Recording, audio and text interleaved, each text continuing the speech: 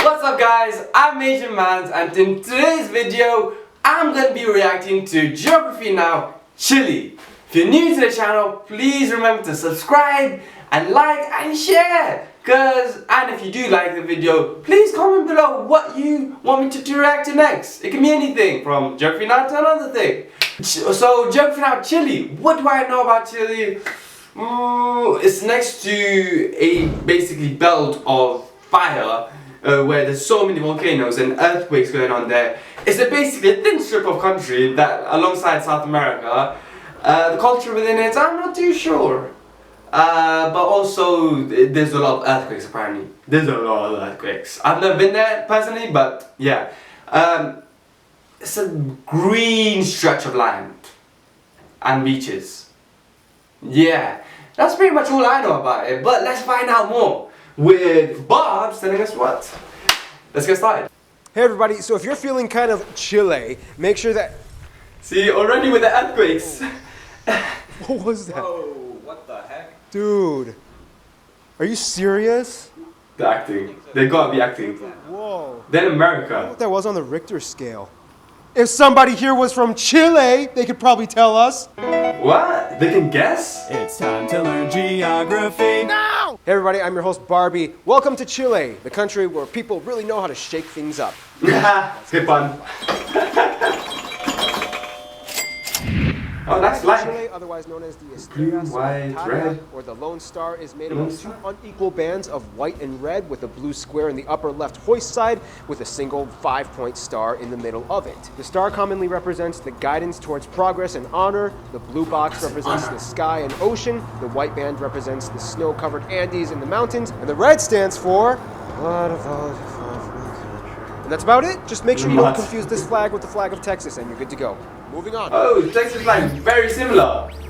They've both got similar themes. Fun because there are virtually no countries that Look at that have the strip! types of parameters as It's so Chile. thin! Chile is located on the southwestern coast of the South American continent, bordered by Argentina, Peru, and Bolivia. At around 4,300 kilometers or 2,700 miles, Chile is the world's longest country by territory length north to south. And this is also one of the narrowest land countries, the average width being about 177 kilometers or 110 miles. The broadest point by Antofagasta being only 356 kilometers, and the narrowest by... That's the widest point! A measly 90 kilometers in width. The Nah, country is divided into 15 come on. regions. Each region is assigned a name with a Roman numeral north to south. The only exception is the Santiago metropolitan region as the capital, which has its own designation under R. I love how the regions are just basically strips. The numerals stopped using It's just strips. It was just up and down 1 through 13 until in 2006 two more regions were added. Los Rios in the south at number 14 and Arica and Parinacota at number 15. So you have number 15 at the top and number 14 in between 9 and 10. Why Chile didn't just number all the regions in order again? I have no idea. Shut up! That's why! The capital is Santiago, located roughly in the upper central area in the country. It's a bustling city with a history that goes back into the 16th century, blending a mix of neoclassical architecture alongside glass skyscrapers and high-rises like the Gran Torre Santiago Tower at 64 stories, and it is also the tallest building in all of South America. wow. Chile will also tell you that their country is a tri-continental country because they have islands and territories that span across three Tri-continental? I've never heard continents: of South that. America, I've heard of Oceania, and transcontinental. Antarctica, I'll try it. even though the Antarctic Treaty kind of bans anyone from claiming ownership over Antarctica. But hey, Chile does have one of only 2 civilian settlements on Antarctica, Villa Las Estrellas, They live located there? on King George Island No right off way. the Antarctic Peninsula. This place hosts about 150 people, mostly military and scientist personnel with their families. The population fluctuates during the winter season when they have fewer residents. Nonetheless, this town has a Hell, school let's for have a kids, school. a Yeah, library, a that's small awesome. hospital, and a post office which offers a rare Post office Antarctic is- postage stamp. The other territories they have include the Juan Fernandez Archipelago Islands, which includes Robinson Crusoe Island. Yes, people, the island that book was named after, which that guy who wrote it was marooned on. Look, guys, I'm just gonna confess, I don't really read a lot of classic literature. I just make it look like I do on this show so that it gives off the illusion that I'm a refined, classy person. Duh, me teach geography. The Desventuradas, or the Unfortunate Islands, are also owned by Chile, although they don't really have much going on for them, except there's a small airstrip and naval base on don't have San much going on Felix for them. Island. Then we have Islas Salas, Y Gomez, and Easter Island, located in the far-off remote Pacific, classified as the southeasternmost point of Polynesia, so technically it does belong to Oceania, even though these islands are actually closer to mainland Chile than they are to the rest of Polynesia. Salas y Gomez is uninhabited, boring, and doesn't really have anything. Easter Island is the moneymaker. Easter Island is like the Hawaii of Chile, world famous for being one of the strangest places on Earth, with petroglyphs and ancient unexplained moai statues created by the ancient Rapa Nui peoples that adorn the entire island. The country overall has about 2,000 islands, most of which are located in the South Patagonia region, where things get pretty crazy. The islands in the south create an immense clustered labyrinth of cold green rocky fjords and channels, very similar to the ones in the west coast of Canada and Alaska that are hard to access. In fact, if you want to drive south to the rest of Chile, the furthest you can go is on the 7 Highway until it cuts off at Villa O'Higgins. That's right, people, O'Higgins. There are Irish people that live here, where the Patagonia ice fields begin, and here you either have to go by boat or fly to any of the other south towns in Chile, like Punta Arenas or Puerto Williams. Remember from the Argentina video? The further south you go in Chile, the crazier things seem to get. Let's explain why in...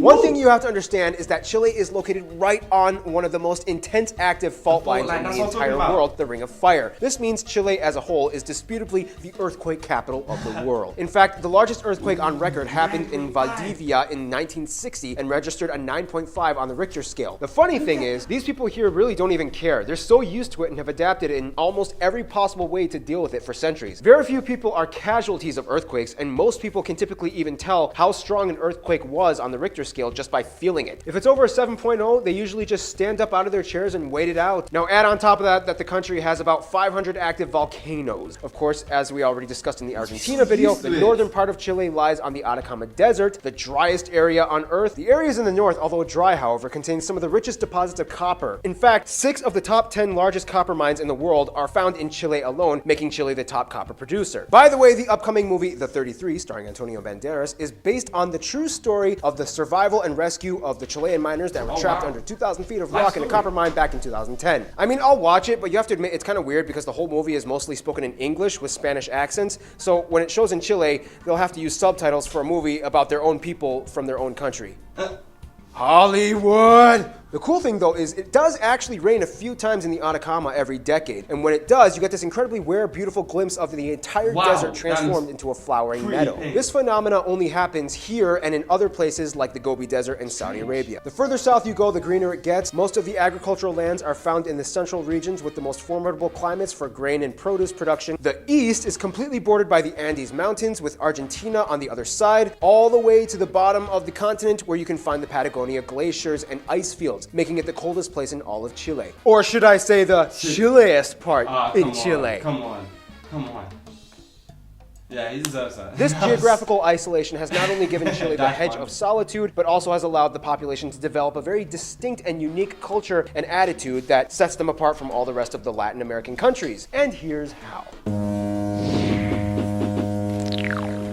Okay, I'm just gonna be straight up. Chile is kind of like the California of the South American continent. First of all, the country has just over 18 million people, about 40% of whom live in the capital, Santiago, alone. Ethnicity-wise, estimates speculate that a little over 50% of the country is white, about 40% are mixed mestizo, and the rest are Amerindian. Of course, Spanish is the official language, however, the dialect is quite different from the rest of Latin American countries. Chileans tend to speak faster, and sometimes they cut off their S's and D's from words, and also they have a whole list of specific Chilean vernacular that you can't find anywhere else. For example, instead of saying cosa, you might hear wea. Instead of hearing fiesta, you might hear the word carrete. And depending on the context, the word weon could either mean buddy or something along the lines of stupid little punk. ¿Cómo estás, weon? Versus ¿eres weon o qué? See, the thing is, unlike Argentina, Uruguay, and Brazil, Chile never really got an influx of various European nationalities migrating to their country. Back in the Industrial Revolution times, the only way to get to Chile would be to either cross the Drake Passage, which would take a lot longer than stopping on the east coast of the continent, or you would have to cross the Andes Mountains, which was even more difficult. This means that Chile has a higher concentration of whites that identify with Spain as their source of heritage. Speaking of which, the south central and south areas have a long history of indigenous Mapuche heritage. The Mapuches make up a majority of Chile's indigenous population, and for the longest time, we're actually able to fight off the Spanish invaders. Most of Chile's mestizos are descended from the Mapuches, and today they make up a strong population over 1.5 million. Then you have Easter Island, which has a majority of Polynesians that speak their own language, the Rapa Nui. And in the North Deserts, you can still find decent populations of Aymara and Quichuas, mostly from Peru and Bolivia, whom, by the way, believe the land belongs to them. Bolivia still wants that ocean. As one of South America's most stable and prosperous nations, Chile has the highest degree of economic freedom and GDP per capita in the Latin world. Chile's IT and programming sectors have boomed in recent years, with high-tech corporations and startups popping up all over, especially in Santiago, making Chile sort of like the Silicon Valley of South America. Plus, surfing is huge out here. See, it really is like the California of South America. Culture-wise, Chile they are kind of like the outcast of the Latino countries, and for a number of reasons. The country is known for its illustrative poetry that eventually got them 2 Nobel Prize winners. Cuisine varies from region to region, but one thing Chileans are not short of is seafood. With a coastline that long, you're probably going to find some gills on your plate. With a unique platter of Pacific fish, Chile likes to claim that they have the best seafood in the world. Strong words to say to your neighbors, Chile.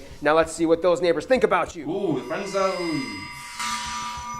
Now here's the thing, historically Chile has had a lot of drama both domestically and abroad. Chile has had more coups d'etats than any other country in the world at around 40. Everything didn't settle down until about the 1970s. On top of that, they've also had wars and scuffles with every single one of their immediate neighbors. Even though Peru and Bolivia do business with Chile out of courtesy, the reminders of the Pacific War still linger on, and overall, they both kind of roll their eyes at Chile. Argentina is the biggest rival of Chile, and even though they have some of the closest economic ties, Chile helped the British in the Falkland War, so Argentina kind of sees them as a little bit of a traitor. And again, don't even get started on the soccer matches. Because of this, Chile has kind of had to branch out and reassess their diplomatic intents abroad. Outside of Latin America, Chile rubs shoulders with the US, Australia, New Zealand, and oddly enough, the UK as well. Back in the Australian gold rush, Chile was a major supplier of wheat and food. Trade began and fully developed within years. The US's relations have grown exponentially since the 80s, and as of 2014, Chile became the only Latin American country to have a visa waiver program entering into the US. Chile and the UK have a strange historical relationship. The British originally wanted to take over Chile and even teamed up with the Mapuches for a while in an attempt to keep the Spanish out. In a sense, the UK has always kept an eye on Chile, even though they never got to colonize it, and to this day, the ripples of that show through their diplomatic engagements. In terms of their best friends, however, Chile might probably say Colombia and Mexico. The countries all share the Pacific Alliance trade bloc. Colombians love moving into Chile and add a delightful warm Caribbean vibe to the otherwise colder atmosphere of the country. In conclusion, Chile may be the skinny, isolated country with lots of stuff going on, but when things get overwhelming, they just shake it off. Stay tuned. Oh boy. China is coming up next. That's it. Right, that's it for this video. Thank you, Geography Now, for making such a spectacular, informative video about Chile, or should I say California, because practically we just learned about that. But then listening about the physical geography about Chile, because why not? They have such a splendid, interesting culture around their physical geography. Volcanoes, oceans, Greenland, islands, Antarctica, they got it all, basically. And what I found most interesting about this video was the earthquakes. Now, I knew that there were a lot of earthquakes, but like I never realized that the people might have to actually get used to the earthquakes. I mean, adaptation, that was common sense, but it just did not come up in my mind. I found it fun learning about Chile, and the politics went over my head, but thank you for watching my video. If you're new to the channel, please subscribe. Make sure to like, just leave a like bit. Once again, just leave a like. And just click anywhere on the screen right now. Just click anywhere. Till next time, Major out.